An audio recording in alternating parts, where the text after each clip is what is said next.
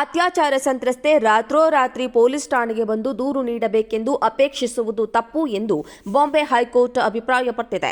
35 ವರ್ಷ ವಯಸ್ಸಿನ ಮಹಿಳೆ ಮೇಲಿನ ಅತ್ಯಾಚಾರ ಪ್ರಕರಣದಲ್ಲಿ ಅಮರಾವತಿ ಸೆಷನ್ಸ್ ನ್ಯಾಯಾಲಯದ ತೀರ್ಪನ್ನ ಬಾಂಬೆ ಹೈಕೋರ್ಟ್ ಎತ್ತಿ ಹಿಡಿದಿದೆ. ಆರೋಪಿಯನ್ನ ಅಪರಾಧಿ ಎಂದು ತೀರ್ಪು ನೀಡಿದೆ. 10 ವರ್ಷಗಳ ಶಿಕ್ಷೆಯನ್ನ ಎತ್ತಿ ಹಿಡಿದಿದೆ. ಅಮರಾವತಿ ಸೆಷನ್ಸ್ ನ್ಯಾಯಾಲಯದ ತೀರ್ಪಿನ ವಿರುದ್ಧ ಆರೋಪಿ ರಾಹುಲ್ ಲೋಖಂಡೆ ಮೇಲ್ಮನವಿ ಸಲ್ಲಿಸಿದ್ದ. ಆದರೆ ನ್ಯಾಯಾಲಯವು ಸಂತ್ರಸ್ತೆಯ ಸಾಕ್ಷ್ಯವು ದೃಢ ಮತ್ತು ವಿಶ್ವಾಸಾರ್ಹವಾಗಿದೆ ಎಂದು ಹೇಳಿದೆ. ಈ ಆರೋಪಿ ಆಕೆ ವಾಸಿಸುತ್ತಿದ್ದ ಮನೆಯ ಮಾಲೀಕನ ಕೈಕೆಳಗೆ ಕೆಲಸ ಮಾಡುತ್ತಿರುವ ಉದ್ಯೋಗಿಯಾಗಿದ್ದು, ಆಕೆ ಈಗಾಗಲೇ ಮನೆ ಮಾಲೀಕನೊಂದಿಗೆ ವಿವಾದ ಹೊಂದಿದ್ದರಿಂದ ಸುಳ್ಳು ದೂರು ನೀಡಿದ್ದಾಳೆ ಎಂದು ವಕೀಲರು ವಾದಿಸಿದ್ರು. ಹಾಗೆಯೇ ಎಫ್ಐಆರ್ ದಾಖಲಿಸುವಲ್ಲಿ ವಿಳಂಬವಾಗಿದ್ದಕ್ಕೆ ಎಂದು ಪ್ರಶ್ನಿಸಿದ್ರು. ಆದರೆ ನ್ಯಾಯಾಲಯವು ಅತ್ಯಾಚಾರ ಸಂತ್ರಸ್ತೆ ರಾತ್ರಿ 15 ಕಿಲೋಮೀಟರ್ ದೂರ ಪೊಲೀಸ್ ಠಾಣೆಗೆ ಬಂದು ದೂರು ಕೊಡಬೇಕು ಎಂದು ಅಪೇಕ್ಷಿಸುವುದು ತಪ್ಪೆಂದು ಅಭಿಪ್ರಾಯಪಟ್ಟಿದೆ. ಆಕೆ ಒಬ್ಬಂಟಿ ಹೆಂಗಸು.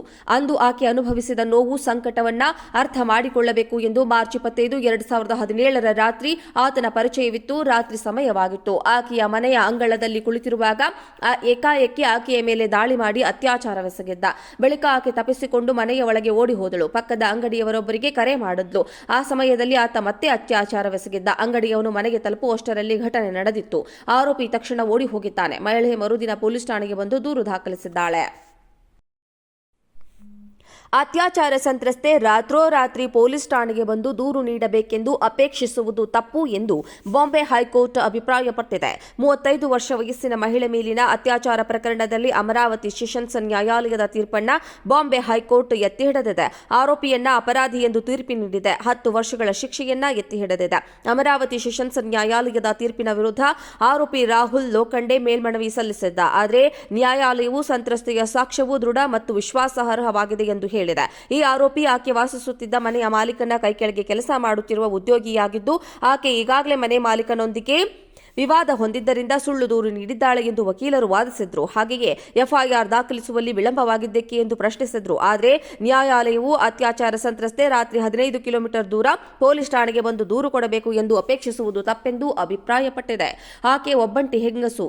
ಅಂದು ಆಕೆ ಅನುಭವಿಸಿದ ನೋವು ಸಂಕಟವನ್ನ ಅರ್ಥ ಮಾಡಿಕೊಳ್ಳಬೇಕು ಎಂದು ಮಾರ್ಚ್ 25, 2017 ರಾತ್ರಿ ಆತನ ಪರಿಚಯವಿತ್ತು. ರಾತ್ರಿ ಸಮಯವಾಗಿತ್ತು. ಆಕೆಯ ಮನೆಯ ಅಂಗಳದಲ್ಲಿ ಕುಳಿತಿರುವಾಗ ಏಕಾಏಕಿ ಆಕೆಯ ಮೇಲೆ ದಾಳಿ ಮಾಡಿ ಅತ್ಯಾಚಾರವೆಸಗಿದ್ದ. ಬಳಿಕ ಆಕೆ ತಪ್ಪಿಸಿಕೊಂಡು ಮನೆಯ ಒಳಗೆ ಓಡಿ ಹೋದಳು. ಪಕ್ಕದ ಅಂಗಡಿಯವರೊಬ್ಬರಿಗೆ ಕರೆ ಮಾಡಿದ್ಲು. ಆ ಸಮಯದಲ್ಲಿ ಆತ ಮತ್ತೆ ಅತ್ಯಾಚಾರವೆಸಗಿದ್ದ. ಅಂಗಡಿಯವನು ಮನೆಗೆ ತಲುಪುವಷ್ಟರಲ್ಲಿ ಘಟನೆ ನಡೆದಿತ್ತು. ಆರೋಪಿ ತಕ್ಷಣ ಓಡಿ ಹೋಗಿದ್ದಾನೆ. ಮಹಿಳೆ ಮರುದಿನ ಪೊಲೀಸ್ ಠಾಣೆಗೆ ಬಂದು ದೂರು ದಾಖಲಿಸಿದ್ದಾಳೆ. ಅತ್ಯಾಚಾರ ಸಂತ್ರಸ್ತೆ ರಾತ್ರೋರಾತ್ರಿ ಪೊಲೀಸ್ ಠಾಣೆಗೆ ಬಂದು ದೂರು ನೀಡಬೇಕೆಂದು ಅಪೇಕ್ಷಿಸುವುದು ತಪ್ಪು ಎಂದು ಬಾಂಬೆ ಹೈಕೋರ್ಟ್ ಅಭಿಪ್ರಾಯಪಟ್ಟಿದೆ. 35 ವರ್ಷ ವಯಸ್ಸಿನ ಮಹಿಳೆ ಮೇಲಿನ ಅತ್ಯಾಚಾರ ಪ್ರಕರಣದಲ್ಲಿ ಅಮರಾವತಿ ಸೆಷನ್ಸ್ ನ್ಯಾಯಾಲಯದ ತೀರ್ಪನ್ನ ಬಾಂಬೆ ಹೈಕೋರ್ಟ್ ಎತ್ತಿ ಹಿಡಿದಿದೆ. ಆರೋಪಿಯನ್ನ ಅಪರಾಧಿ ಎಂದು ತೀರ್ಪು ನೀಡಿದೆ. 10 ವರ್ಷಗಳ ಶಿಕ್ಷೆಯನ್ನ ಎತ್ತಿ ಹಿಡಿದಿದೆ. ಅಮರಾವತಿ ಸೆಷನ್ಸ್ ನ್ಯಾಯಾಲಯದ ತೀರ್ಪಿನ ವಿರುದ್ಧ ಆರೋಪಿ ರಾಹುಲ್ ಲೋಖಂಡೆ ಮೇಲ್ಮನವಿ ಸಲ್ಲಿಸಿದ್ದ. ಆದರೆ ನ್ಯಾಯಾಲಯವು ಸಂತ್ರಸ್ತೆಯ ಸಾಕ್ಷ್ಯವು ದೃಢ ಮತ್ತು ವಿಶ್ವಾಸಾರ್ಹವಾಗಿದೆ ಎಂದು ಹೇಳಿದೆ.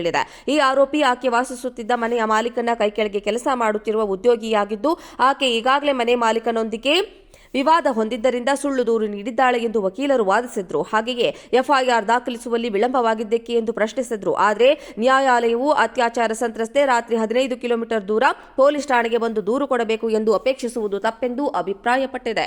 ಆಕೆ ಒಬ್ಬಂಟಿ ಹೆಂಗಸು.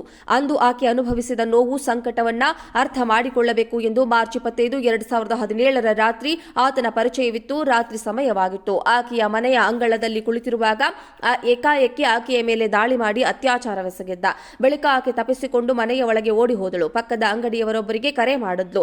ಆ ಸಮಯದಲ್ಲಿ ಆತ ಮತ್ತೆ ಅತ್ಯಾಚಾರವೆಸಗಿದ್ದ. ಅಂಗಡಿಯವನು ಮನೆಗೆ ತಲುಪುವಷ್ಟರಲ್ಲಿ ಘಟನೆ ನಡೆದಿತ್ತು. ಆರೋಪಿ ತಕ್ಷಣ ಓಡಿ ಹೋಗಿದ್ದಾನೆ. ಮಹಿಳೆ ಮರುದಿನ ಪೊಲೀಸ್ ಠಾಣೆಗೆ ಬಂದು ದೂರು ದಾಖಲಿಸಿದ್ದಾಳೆ.